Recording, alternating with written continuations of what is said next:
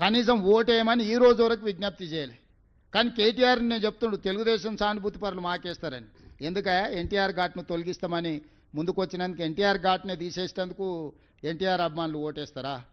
చంద్రబాబు నాయుడుని ఆంధ్రప్రదేశ్లో అరెస్ట్ చేస్తే నిరసన తెలుపుకుంటామంటే పోలీసు వాళ్ళతో కొట్టించి తీట పడితే నిరసన రాజమండ్రిలో తెలుపుకోపోండి అని అవమానించినందుకు తెలుగుదేశం పార్టీ సానుభూతి పరులు ఓటేస్తారా?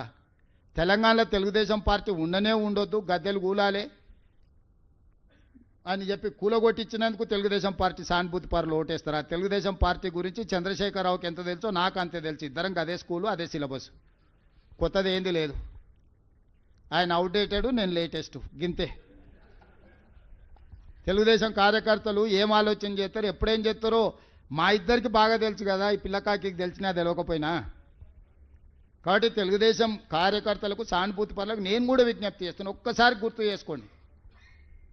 ఎన్టీ రామారావు గారి యొక్క ఘాట్నే ఆడ మాయం చేయాలి నెక్లెస్ రోడ్డు మీద అనుకున్నాడు.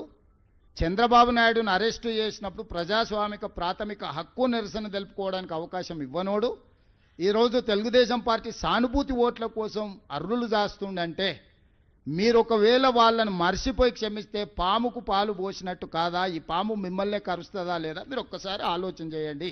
సీఎం గారు ఇప్పుడు హైడ్రా గురించి